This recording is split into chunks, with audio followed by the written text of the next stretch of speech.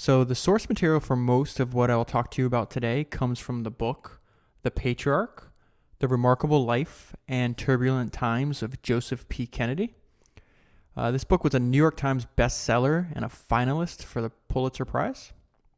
And it is a monster. It's almost 800 pages long, and it took me about 20 hours to read the book. So I'm not going to cover everything. For today, I want to focus on Kennedy's life from approximately age 20 to 40 years old, from when he was just starting out to when he actually achieved his life goal. Most of the people that listen to this podcast are aspiring to do something with their lives, and I think learning how other people were able to start in similar circumstances to your own and then achieve their life's work can be motivating. I know it is for me, and I hope it will be for you. So I don't want to waste any of your time. Let's get right into the book. Here's the intro that I want to highlight. Joseph P. Kennedy was a man of boundless talents, magnetic charm, relentless energy, and unbridled ambition. His life was punctuated by meteoric rises, catastrophic falls, and numerous rebirths, by cascading joys and blinding sorrows, and by a tragic ending near Shakespearean in its pathos. As an Irish Catholic from East Boston, he was proud of his heritage but refused to be defined by it. He fought to open doors that were closed to him, then having forced his way inside, he refused to play by the rules. He spoke his mind when he should not have. Too often, he let his fears speak for him. He was distrustful, often contemptuous of those in power, and did not disguise it. Had Joseph P. Kennedy not been the patriarch of America's first family, his story would be worth telling. That he was only adds to its drama and historical significance. His primary goal, and this is a really important part, his primary goal as a younger man was to make so much money his children would not have to make any, and then they could devote their lives to public service. He accomplished that before he was 40. So we're going to jump into ahead in his life. He's around 20 years old. He's studying. He's in college at Harvard. And like many of the people that we talk about on this podcast, they don't start out, like their first business idea is not what usually makes them famous or historical figures. They have, like most people, like Thomas Edison started his first business as 12, and it was just a printing press. So you're going to see Joseph Kennedy. We're going to talk about his first college job or his first college business that he created himself. So Joe bought a decrepit-looking bus for $600 to be paid on the installment plan. He painted it cream and blue with Mayflower written in bold black letters on the side, and then he went into the sightseeing business. His partner, Donovan, drove the bus, while Joe handled the megaphone. This is a quote from Kennedy. Passengers didn't take the ride just for fresh air or for the thrill of motor driving. They were interested in history, and I let them have it. I made special studies of Paul Revere and dug up every record I could find in the Boston libraries. So, as you're going to see throughout the story, he winds up becoming one of the most successful entrepreneurs that's ever existed, amassing a wealth which today would be worth billions upon billions of dollars. But again, he didn't start that way. His first business is a $600 bus and giving sightseeing tours while he's studying in college. So I want to jump to, he graduates from Harvard, and he's got to figure out what he wants to do with his life. And a lot of people, young people in particular, right out of college, they don't normally have an answer for this, especially in today's day and age. And you'll see he doesn't either. He constantly jumps around from idea to idea, where I think a lot of people feel they need to, that other people have it figured out and that they know what they're doing, and that's just not true. So let's go back to the book. Why Joe decided to go into banking and finance after Harvard was a bit of a mystery. The only answer to Kennedy's choice of vocation is that he always aimed high and almost always succeeded. He was good with numbers, had a Harvard degree, and had made some contacts at Harvard with proper Bostonians whose families controlled Boston's financial institutions. This is him speaking. Banking ranked as high as any commercial profession, he would explain to a reporter in 1928. It was the basic business profession, and it offered a career ladder with more than one rung. Banking could lead a man anywhere, as it played an important part in every business. Regrettably for Joseph P. Kennedy of East Boston, Boston's banks and financial institutions were tightly controlled by the scions of old established families, none of which had any interest in offering a decent position to any Irish Catholic from East Boston. So he runs into this throughout his life where there's very much a strain of tribalism throughout human nature, and they separate into groups that are like them, usually around religious or ethnic lines. So with no entry-level position at hand, he decided to take a different route into the Boston banking establishment. He would sit for the civil service examination for assistant state bank examiner. So this is actually a really smart lateral move. He was trying to break through in an industry. He had no openings. So he thought, okay, well, how can I get to my goal? Instead of going straight down the path of what most people do, I have to find a different way in and kind of sneak my way in. So he decided, hey, I can meet a lot of bankers if I'm a bank examiner, if I'm part of the people regulating them. At the end of the summer, he took and passed the examination and secured an appointment. The job paid little, $1,500 annually, which is less than $35,000 in purchasing power today, but offered an invaluable hands-on banking education from the inside and the opportunity for Kennedy to introduce himself to the trustees and directors of the state's larger banks. Kennedy traveled across the state, poring over books and records of savings banks and trust companies, compiling reports on their liabilities and their assets, and learning about bonds and stocks, mortgages, demand loans, time loans with collateral, overdrafts, foreclosed real estate, and currency. Dressed impeccably in his three-piece suit, starched white shirt, rounded collar, and shiny shoes, with his red hair carefully slicked down, he already looked the part of the prosperous young banker. He had anticipated that after a short time as assistant examiner, he would be offered a position by one of the bank's officers, whom he had impressed with his newly acquired knowledge on the banking business. But no such offer was forthcoming. He lived cheaply in his parents' house. Keeping his options open, he invested his profits from his tour bus company and whatever earnings he could put aside in a real estate company, Old Colony Realty, with his friend Harry. Harry ran the day-to-day business, Kennedy watched over the books, and they had some successes and a few failures. Kennedy did not put much energy or time into the business. Real estate was not a profession worthy of its full-time attention. So I want to stop there. There's two interesting things.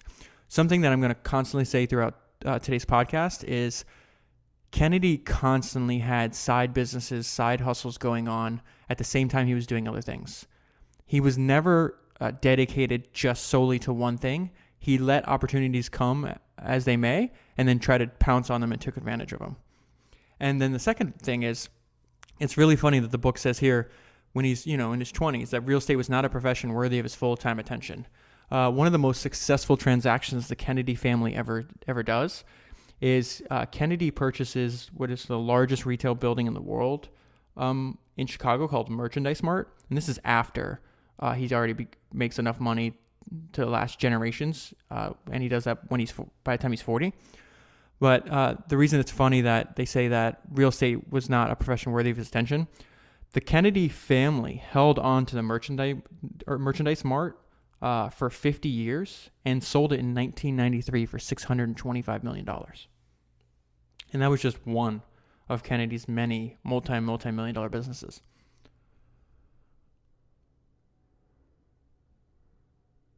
Okay, so now we're going to see him shifting gears again, which he does a lot. In the first week of December 1913, Joseph Kennedy resigned his position as assistant bank examiner, but not because he had been offered a position at any of the major banks or investment houses in the city or state. He returned home instead to East Boston and the Columbia Trust Company, which his father had helped found decades earlier and which was now threatened with a takeover by several large Boston banks. So this is a trait you're going to see Kennedy do. He'll have an idea. He'll test that idea. In this case, he said, hey, I want to work for a big Boston bank. They're not hiring me. Let me become a bank examiner. That's not still working out. So I'm going to reduce the scope of my ambition, go back to East Boston where he didn't want to go, and start working for a tiny, tiny bank. But again, he just wanted to break into the industry. So he, through trial and error, he realized, okay, this is the route I have to go. On January 21st, Joe Kennedy's photograph appeared in the Boston papers over the caption, "Youngest in the state, Joseph P. Kennedy elected president of Columbia Trust Company at age 25. This was the goal Kennedy had set for himself on resigning as assistant bank examiner. Kennedy proved himself a more than able bank president. Almost immediately upon taking office, he injected new life into a trust company that in the last 12 months had lost 1% of its assets, while Boston's other trust companies had increased theirs by 3%. Commuting from his parents' house, he arrived early and stayed late. By June 1914, after 6 months on the job, he had increased Columbia's trust holdings by some 27% to $920,204.16. So admittedly, not a very large bank, but he turned them around from a 1% decrease to a 27% increase. And part of that's due to his stamina and his work ethic throughout his entire life is overwhelming. So I want to jump ahead to the financial panic. Though Columbia Trust was very much a local bank, not even Joe Kennedy could protect it from the financial panic that set in motion by the declaration of war. So this is the beginning of World War I. The British announcement that they would no longer exchange pounds sterling for gold, and the decision of European banking houses to cash in their American stocks and bonds of gold started a panic. To prevent wholesale disaster, the New York Stock Exchange closed its doors on July 31st, 1914, and did not resume bond trading until late November, and did not resume equity trading until mid-December. The nation's financial problems were compounded by a virtual cessation of international trade. For port cities such as Boston, the economic hardship was considerable. Citizens and businesses alike hoarded their capital and put off taking out new loans or mortgages. In the 6 weeks between September 12th and October 31st, 1914, Columbia Trust assets fell more than 5%. Joe had spent everything he had on the purchase of the outstanding stock in Columbia Trust the year before and was now left with only $500. So this is just one of the first ups and downs that you're going to see that he has to deal with throughout his entire career. Fortunately, by late 1914, the economic situation in Boston and the nation had begun to brighten. The Wilson administration had, a bit reluctantly, accepted and adjusted to the inescapable reality that the British were going to retain control of the seas.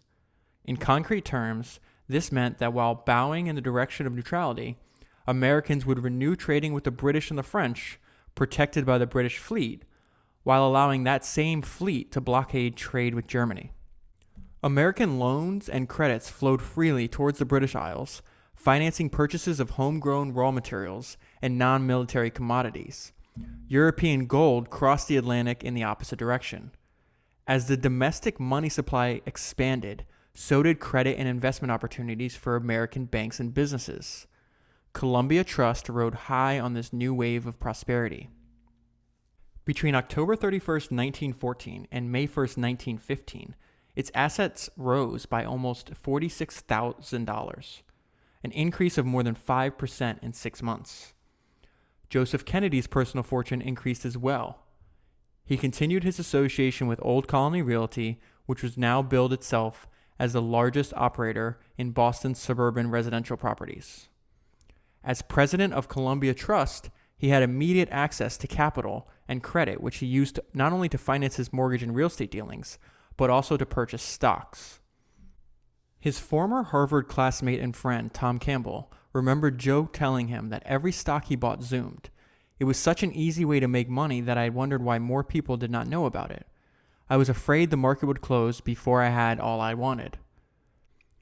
Then came May 7th, 1915, the German sinking of the Lusitania and the deaths of more than 100 American civilians.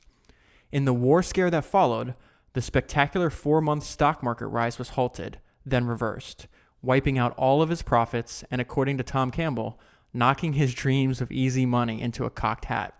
Again, up and down, here we go. Fortunately for the nation and the Kennedys, fears that the Lusitania tragedy would lead to war were unfounded. The Germans pledged that there would be no more tax on passenger liners and no more American civilian debts. And with that, the economic boom generated by the Allies' need for American foodstuffs, commodities, and credit to pay for them shifted into higher gear.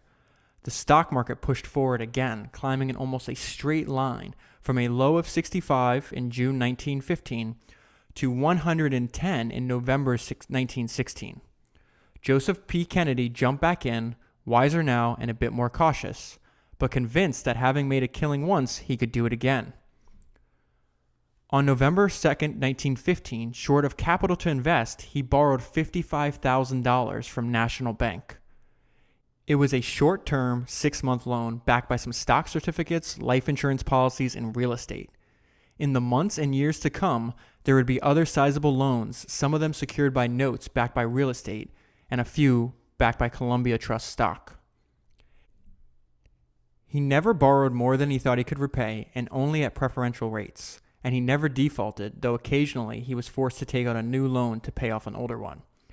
His ability to juggle numbers and accounts was remarkable. So too his capacity to profit from a booming market. Later in life, Kennedy would confess to being a bear in all things, including the market, and take great pride in the money he had made betting on stocks to go down. But that was certainly not the case in his 20s, when he was convinced that no matter how violent the short-term swings, the American economy was strong and would only grow stronger. Joseph P. Kennedy, still in his middle 20s, was well on his way to becoming a wealthy man, but only on the way.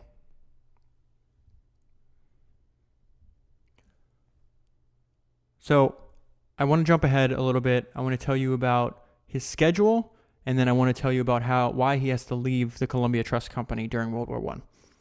So he rose early 7 days a week, did calisthenic exercises with his Indian clubs, ate breakfast, and set off to work. On those nights he came home after work, he and Rose had dinner, after which he retired to his big red lounge chair to read the Boston Transcript, then his detective novel, and listen to classical music. He worked day and night, 6 days a week, 52 weeks a year. So during this time, in World War I, he was of age for military service. He was already supporting his wife and 2 children, one of those children being the future president, JFK. And so he did not want to go to war. He wanted to stay stateside and support his family. Because he had experience in banking and was already a president of a bank, he was recruited by a local company in Boston that had a multi-million-dollar contract with the U.S. government to build ships and other supplies that the troops needed. And it was called Fore River. So he accepts a position at Fore River and gets a deferment since he's not going to be enlisted in the military. He's going to spend the duration of the war working day and night at Fore River. So I want to touch on a few things that he does while he's at Fore River. Again, this is a theme we're going to see throughout Kennedy's life. His propensity to have all these side jobs doesn't cease, and we'll see what he does here.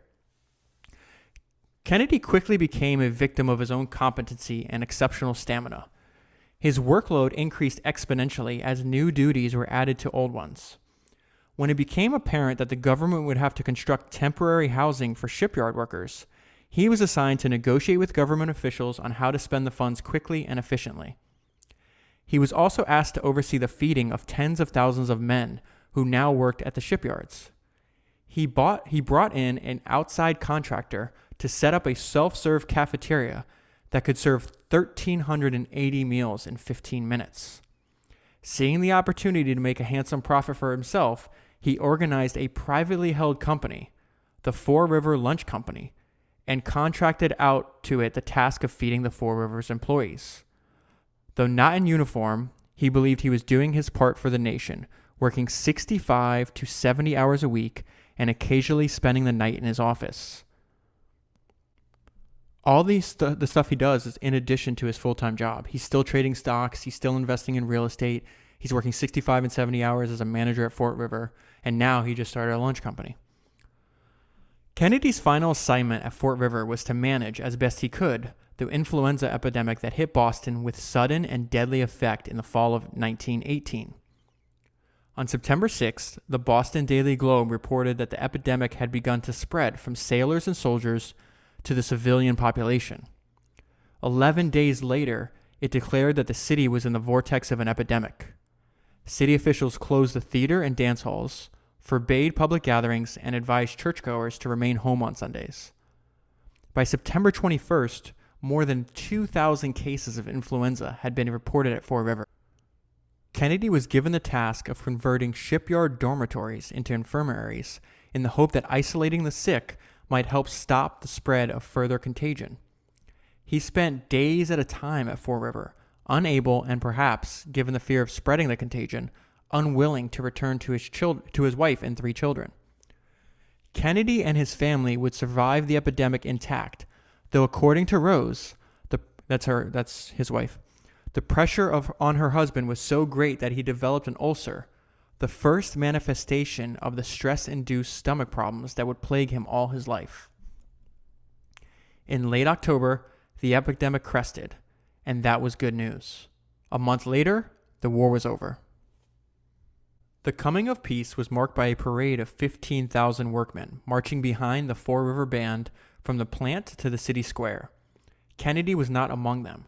He had collapsed earlier from overwork, lack of sleep, and stomach pains. So now he's sent away to recuperate, and he's gone for a few weeks. He's suffering from exhaustion. He has stomach issues, and he's just trying to rest up to get back to normal. And then he comes back. So it was a different Fall River that Kennedy returned to. The months of feverish activity, the ceaseless construction of new roads, bridges, and dormitories, the nonstop expansion of plant and workforce, all of this was over. Kennedy remained at Fall River through the winter and spring of 1919, waiting for a new assignment. But none was forthcoming. The boom in shipbuilding did not survive the coming of peace. Bowing to the inevitable and no doubt both restless and anxious to move on after 20 months in the same place, Joseph P. Kennedy tendered his resignation. Okay, so the war's over. His time at Fall River is over. Now he's got to figure out what he wants to do. Surprisingly, or maybe not surprisingly, after you read the book, you'll understand this is not in his nature. He doesn't return to what he was doing at Columbia Trust, like many would expected him to do. I want to jump ahead into the section of the book called Making a Million. And after his really successful run of trading stocks individually, he decides to seek out a job at a brokerage house. Kennedy accepted a position as manager of the brokerage department at Hayden Stone. Though a newcomer to the business, Kennedy had been investing in stocks on a fairly large scale since graduating from Harvard. While employed by Hayden Stone, he continued, as he had since graduation, to make money on the side by buying and selling real estate through Old Colony Realty and now a new entity, Fenway Building Trust, which he had set up with Eddie Moore. So now he has 2 real estate companies in addition to a full-time job. And he's still trading stocks on his own as well. Eddie Moore was the perfect complement to Joe. He respected him, followed his instructions, kept his mouth shut, appeared to enjoy playing second fiddle, and got the job done. The two would work together in Boston, Hollywood, New York, Washington, and London for the next 30 years. Wherever Kennedy would set up headquarters, there was an office for Moore. Their relationship was so close that the Senator Joseph P. Kennedy's last son, Edward Moore Kennedy, which is the future senator who just passed away a few years ago, is actually named after Eddie Moore. Joseph Kennedy's appointment at Hayden Stone solidified his identification with the Boston business community. He lived in a suburb, dressed in tailored suits, wore custom-made shirts, and drove to the office instead of taking the streetcar. So now, just to give you a little background, this is in his late 20s, and now he's finally in a position where he feels he can make at least $1 million. Joseph P. Kennedy was a good father and a caring one, but he had seen little of his family during his years at Fort River. That pattern did not change significantly with the end of the war and with his first year at Hayden Stone. This is a really important part too. He had taken the position at Hayden Stone not because he wanted to spend his life trading stocks, but because it was the only one offered to him. The big money he knew, this is the important part, the big money he knew was not in brokerage per se, but in assisting businessmen in financing startups, expansions, and mergers, then managing their stock and or their companies from the inside. The reason I wanted to point this out is because in a few years, I would say about 7 years later from the time we're in his life, this is exactly how he winds up making, like I said, generational money. And he does it in 3 years in Hollywood. He realizes in his late 20s, hey, there's a lot more money in assisting businesses and teaching them, not only raising money for them, managing their expansions, their mergers, and all like the complexity that large businesses have. So he doesn't have the opportunity to do this yet, but this idea stays with him until he finds the right opportunity, which comes almost a decade later. Back to the book. This was the path Charles Hayden and Galen Stone had taken to becoming millionaires. These are the namesakes of the firm he's working for, Hayden Stone. In Kennedy's first 12 months at the firm, they and their associates had organized financing and floated new issues of stocks or bonds for sugar refiners, mining and petroleum corporations, and a few utilities. Kennedy had not been invited to take part in any of these deals for the simple reason that he neither knew the corporate executives nor the industries involved. If he was to succeed at Hayden Stone or elsewhere, he would have to demonstrate a thorough understanding of an emerging business sector that none of the officers in the Boston banks or brokerage houses were paying attention to. Another really important point. It's very hard once somebody has success in one area to just try to duplicate their success by following the exact same path. You can use those same lessons and characteristics, but apply them into a different field. Kennedy, again, being in his late 20s, understood that. And so this is what he figures out. It's like, okay, I'm going to take what I learned from Stone and Hayden, and I'm going to apply it to a different sector altogether. Back to the book. Fortunately, there was such a sector, and it was thriving. Kennedy had found the perfect vehicle for his ambitions as a banker and financier, the picture business. And what they mean about the picture business is Hollywood movies. So he realizes this while he's working at Hayden Stone. He's still trading stocks of his own. He still has the 2 real estate companies. And then he starts yet another side business. And this time, he starts producing films. So he uses his position at Hayden Stone to meet people in Hollywood that are trying to raise money because Hollywood's going through a massive technological change. And it's going from silent films to what they call talkies, which is just a term for the movies we know now, where there's actually sound and you can hear what the people are saying. And it sounds interesting or funny to us 100 years later, but this was a huge technical achievement that they had overcome, and usually huge technical achievements cost a lot of money. So he's using his position at this brokerage house to make these contacts, and then he takes some of his money and raising money from other people, and he starts producing films. So he's doing 3 or 4 jobs at one time, and this is, again, something that he continues to do throughout his whole life. Now, here's the problem. He didn't know anything about producing films. He had to learn the lesson the hard way, and he realized that producing films, all he did, everything he put in there, he lost. He'd lose money. It was not like the early success he had with stocks. So we're going to jump ahead a little bit after he started producing films, and now he comes to a realization. And this is what he figures out. Kennedy learned quickly from his misadventures as a producer that for aspiring businessmen with large ambitions but limited capital, and I think that speaks for a lot of people that listen to this podcast, it made more sense to distribute and exhibit moving pictures than to make them. In November 1919, he organized his own film distribution company, Columbia Films, and secured the franchise to distribute Universal's films in New England. He paid himself an annual salary of $4,000 to manage the company. He worked both independently and as a representative of Hayden Stone. So now he's just started a new company. He realized, hey, I lost all the money in producing. You know what? There's not money in producing, but there's a lot of money in distribution. So let me see if I can work my way into this business. And this is a business, like I said before, this is the very beginning of him actually figuring out how he's going to be able to amass so much wealth. Because remember, his stated goal, as we talked about in the introduction, was he wanted to make enough money that his kids, and he has 9 kids when he's all said and done, and all his grandkids never have to work, and they can only dedicate their lives to public service. That is his life goal, and that's why he's doing everything he's doing. Going back to the book, another common theme that you've probably picked up on by now. Kennedy had never intended to stay at Haydenstone forever, but the lackluster performance of the stock market through the winter and spring of 1920 reinforced his wish to move on sooner rather than later. Kennedy remained in place at Haydenstone as the stock market declined further, buffeted that summer of 1920 by the spectacular fall of Charles Ponzi, the dapper young man in the straw hat who had been jailed for bilking thousands of investors of millions of dollars. I just included that part because most of us know, we all know what a Ponzi scheme is, but maybe you don't know where that term actually came from. So unfortunately, he's caught up in this mess. Ponzi takes down the whole market temporarily.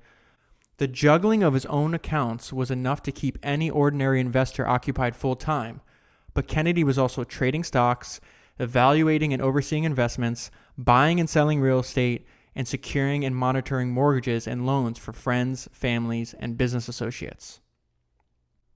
Okay, so now I want to jump ahead in part of the book. It's called My Own Master and My Own Business, and this is where things really start to accelerate for Joseph P. Kennedy. Galen Stone announced that he was retiring from the company that bore his name. Kennedy, having lost his mentor and chief advocate in the firm, left soon afterward. Here's a direct quote from Kennedy.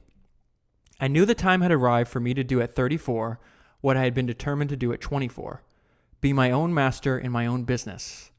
So I took a bold step and announced that I had launched my own private banking business. So his first big score came in the spring of 1924. His friend Walter Howie was the Hearst newspaper editor who had moved from Chicago to Boston, visited Kennedy in his offices and asked him to go to New York to rescue his friend John Hertz.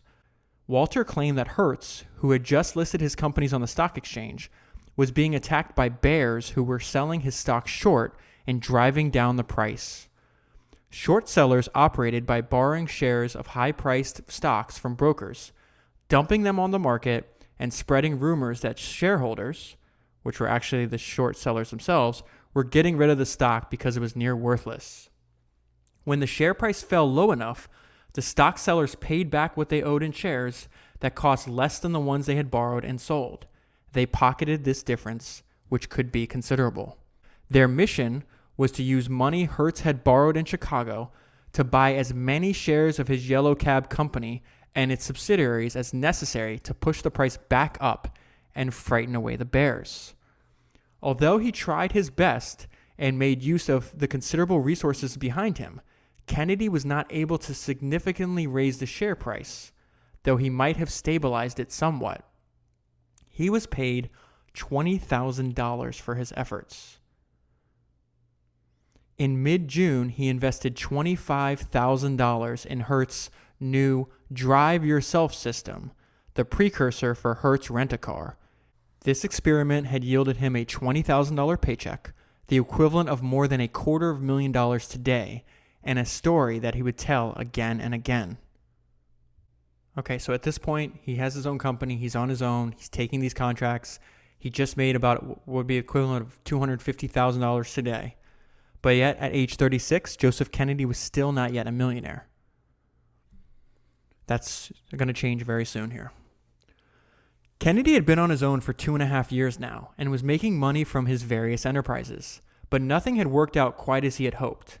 In banking, at Fore River, at Haydenstone, or as a private banker. He was nibbling at the edges, still on the outside, with no chance, he knew, of ever being invited into one of the major financial firms in the city. He had gone about as far as he could in Boston. It was time to look beyond the city and focus his considerable talents on an industry the proper Bostonians had ignored, moving pictures. Remember, he was involved in this about 6 years ago. Now he feels it's the right opportunity to jump back in. And so he's going to try to buy a company that produces motion pictures. In the spring of 1925, Kennedy decided to bid on FBO, the film company he had been instrumental in founding and then walked away from. So while at Hayden Stone, he was able to raise money, he was helping them out, and they recapitalized and created a new company. So now years later, he's going to try to buy it. Kennedy guessed that the long-suffering British bankers might now be willing to sell the company at a bargain price, and he prepared an offer for them. He had no intention of spending his own money, he never did, but he had friends and business associates who might be willing to. So before he makes his bid, he pays off several of his outstanding loans and then takes all the stock that it was holding collateral for those loans and decides to put it in a safe deposit vault. It was at the time that he established the trust funds for the children, Rose later recalled, because he did not know how his venture would turn out, and he did not know what would happen to his health, and he wanted the children to have some money laid aside in case anything happened to him. Of course, it was a very small amount of money that he put aside, but as the years went by, it gradually increased in values. The reason I included that into this section was this is the beginning of Kennedy family money. And what I mean by Kennedy family money is Joseph Kennedy made a lot of money, and sure, he lived an extravagant life, but he always spent way less than what he had access to. And something he did that was really, really smart is throughout time, he kept, as he continued to have success, he kept making trust for his wife and his children. And the stipulation of those trusts is they could never withdraw the principal, okay? And they could only start withdrawing like the interest on that principal. In the case of the girls, it was at age 41, and in the case of the boys, it was at age 36. And then he stipulated in those trusts that the principal, which was never to be touched, would be passed on to their children upon their death. So basically setting up his grandkids as well, which is extremely smart because that money compounds over a long period of time. And people have a hard time understanding compound interest. To give you one example, if you had $10 million and it only compounded at 2%, but for 200 years, that would be worth $3.5 trillion today. So that's the power of compound interest.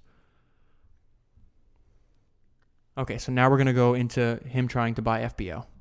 Kennedy tendered his offer for $1 million for FBO. His proposal was turned down, then months later accepted. According to the story Kennedy later told, he was on his way from the Harvard Club to catch the Havana Limited train to Palm Beach for a winter vacation with his friends when a page boy dashed out as the taxi started. "Phone call for Mr. Kennedy. They say it's important." Kennedy stopped the cab and went back into the club. A few minutes later, he emerged and addressed his waiting companions. This is a direct quote from him.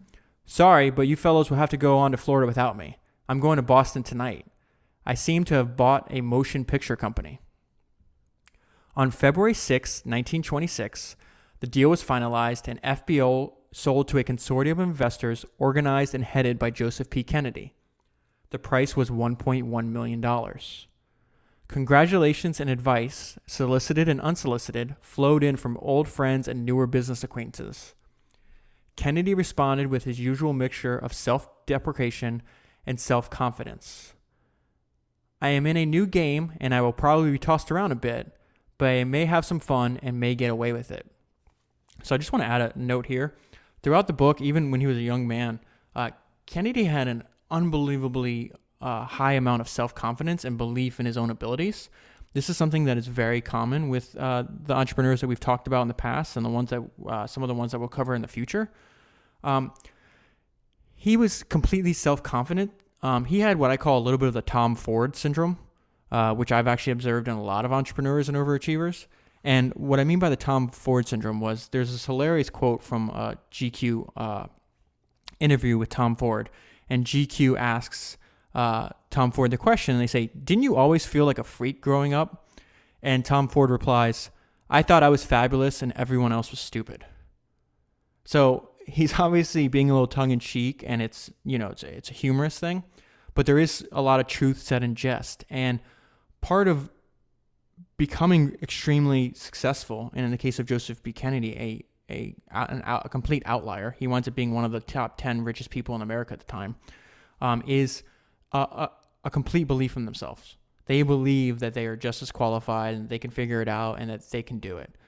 And I think that is the first step in achieving anything, is the belief that you can learn and you'll figure it out and do it. And he understood that he may not have been born with this ability, but he could work hard and gain that ability, which I think is really motivating. And part of the reason I wanted to create this podcast on entrepreneurs in the first place, so people realize that you can apply these lessons in your own life as well.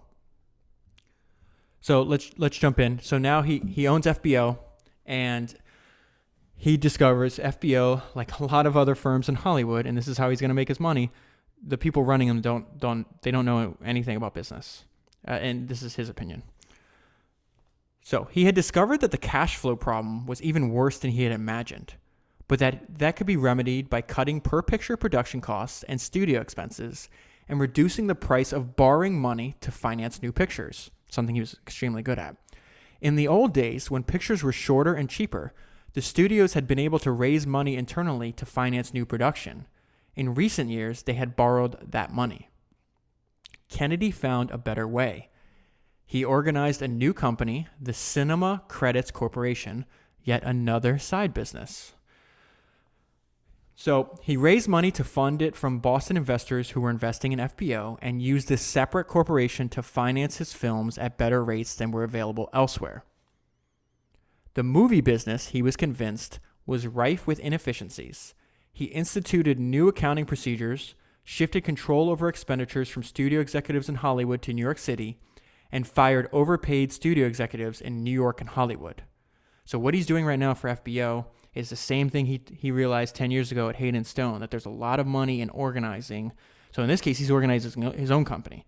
He has such success with doing this that several other Hollywood firms hire him to do the same thing.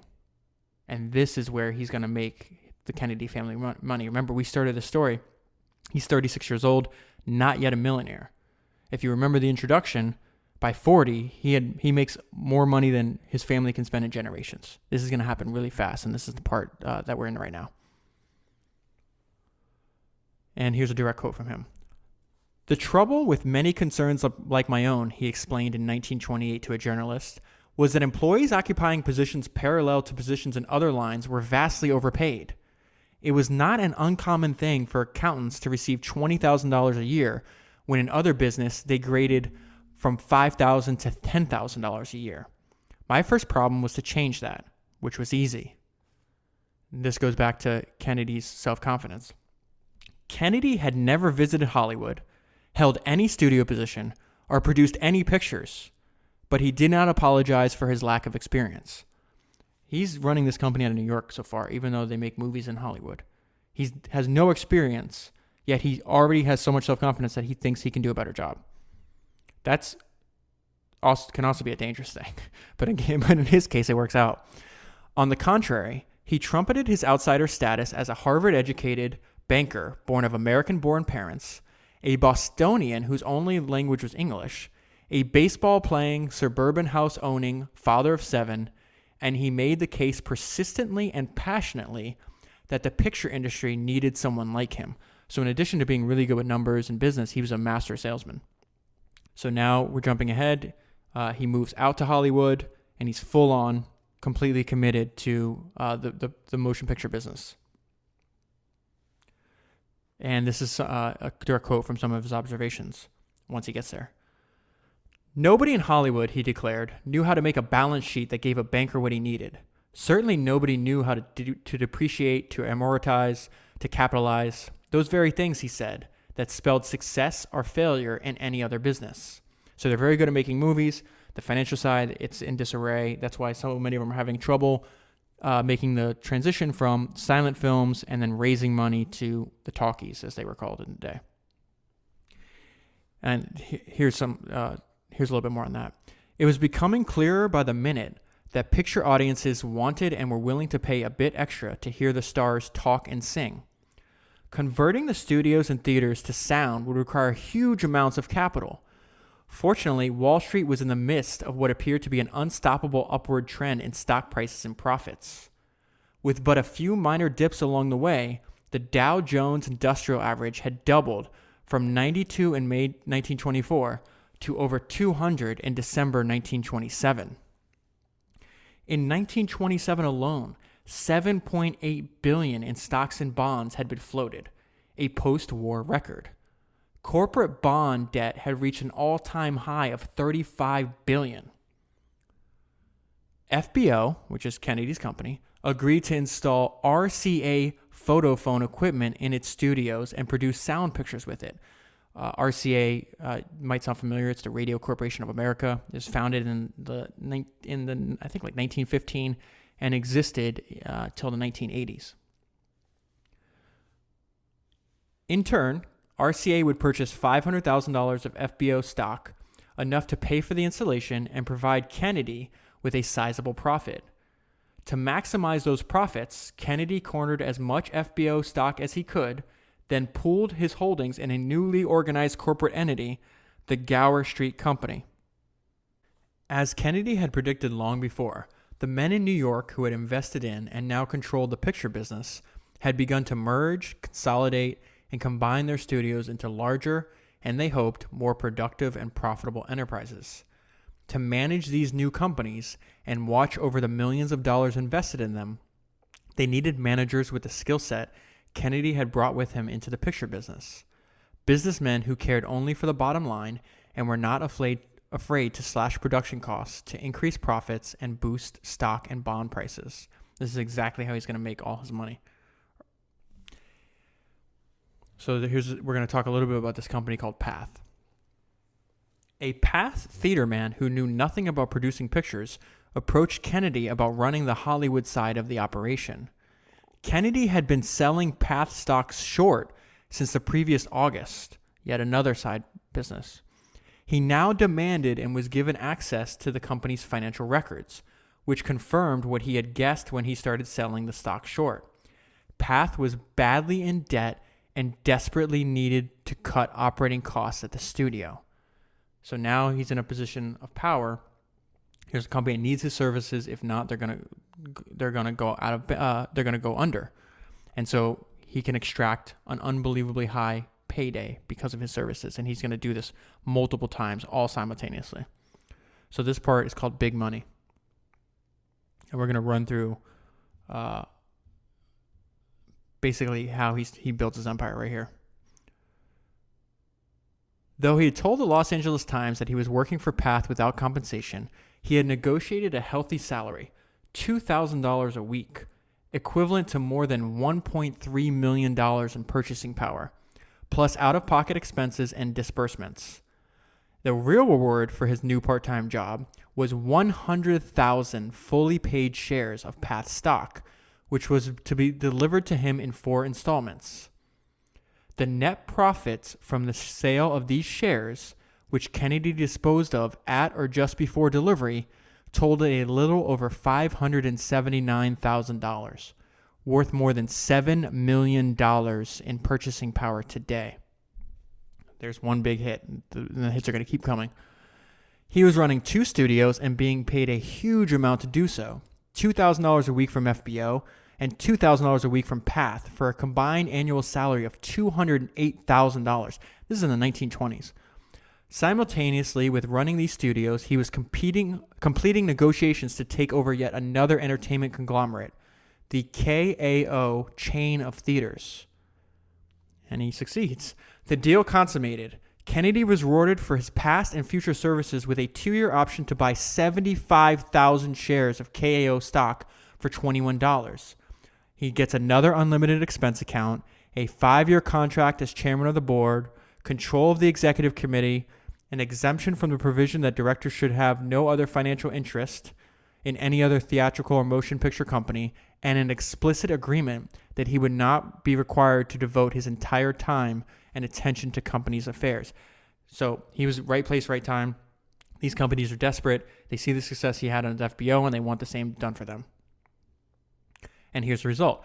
Kennedy was now running 3 large entertainment companies at the same time, 2 picture studios, and a chain of several hundred theaters that were in the process of being converted to pictures.